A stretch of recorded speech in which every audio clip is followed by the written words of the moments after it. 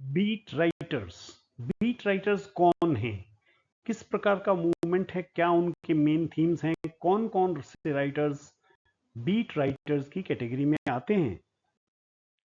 Beat writers were a loose group of American writers. देखिए दो बातें हैं, एक तो लूज ग्रुप है और एक अमेरिकन राइटर्स हैं।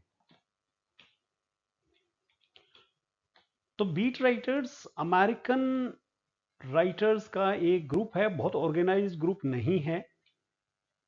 राइटर्स में पोइट्स भी हैं और नोवेलिस्ट भी हैं, और ये पोइट्स और नोवेलिस्ट 1950s और 1960s में एक्टिव रहे हैं।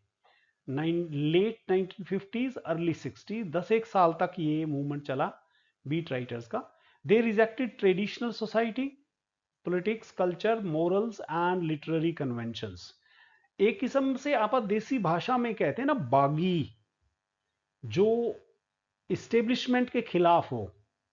तो ये ऐसे राइटर्स थे, वो traditional society, traditional politics, culture, morals के खिलाफ थे कि कैसी नैतिकता, जिसको तुम नैतिकता कहते हो वो नैतिकता नहीं है। लिटरेरी कन्वेंशन जिनको तुम जबरदस्ती फॉलो करवा रहे हो, हमारा उनमें विश्वास नहीं है।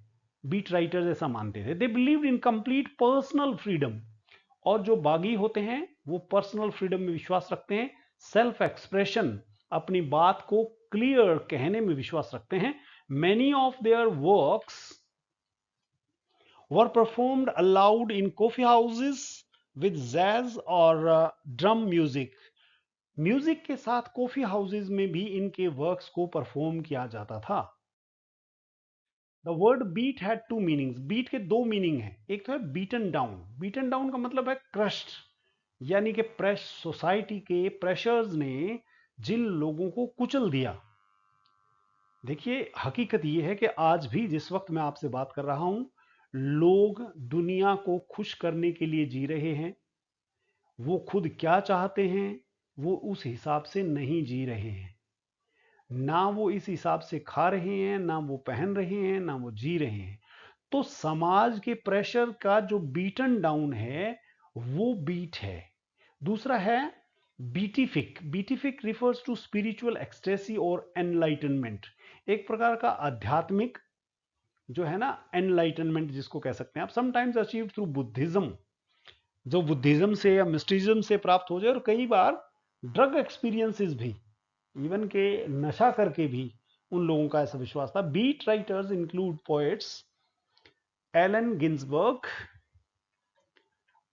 ग्रीगरी Corso and Lawrence Ferlinghetti, novelists like William Burroughs and Jack Kerouac. Jack Kerouac. Ginsberg's poem Howl बहुत इंपॉर्टेंट पोइम है। मुझे ताज्जुब नहीं होगा किसी भी एग्जाम में इस पोइम के ऊपर कोई सवाल आ जाए, क्योंकि गिन्सबर्ग की बीट पोइट्स में से गिन्सबर्ग की ये पोइम हाउल जो 1956 में लिखी गई थी, one of the most famous works of the movement है। तो मेरा मन ये कह रहा है कि थोड़ा सा मैं इसके बारे में आपको बताऊं। लंबी पोइम है, थोड़ा सा आप जरा पढ़ के देखिएगा, उसको जरूर पढ़ के देखिएगा। इन हॉल, ये गिन्सबर्ग साहब की फोटो है। गिन्सबर्ग साहब जो हैं वो इस पोइम में ही mourns what he calls the best minds of his generation. अपनी जनरेशन के जो सबसे अच्छे दिमाग के लोग हैं, they are sensitive, they are intelligent, they are artistic people who are driven to suffering. Intelligent लोग, सेंसिटिव लोग, आर्टिस्टिक लोग सफर करते हैं, मैडनेस को झेलते हैं, पॉवर्टी को झेलते हैं, एडिक्शन को झेलते हैं, सोशल रिजेक्शन को झेलते हैं। He believes that modern industrial and materialistic society crushes human values and spiritual life. ये जो पैसे की दौड़ वाली सोसाइटी है ना, ये ह्यूमन वैल्यूज नहीं रहने देती है और वो स्पिरिचुअल लाइफ को क्रश कर देती है। ये मानना है बीट राइटर्स का, जिसमें खास तौर पर गिन्सबर्ग और उनकी पोइम हाउल का मानना है। The poem is also a cry against conformity. आप सेट रूल्स जो हैं, समाज जो कहता वही करें, ये भी इसके खिलाफ भी एक आवाज है। जो लोगों को दबाया जाता है उसके खिलाफ भी आवाज है। Dehumanising effects of capitalism and modern civilisation. Modern civilisation और जो कैपिटलिज्म लोगों को जिस तरह से लोगों की दुर्दशा करता है, उसके खिलाफ इस पोइम में एक आवाज उठाई गई है। जरूर पढ़ के देखिएगा।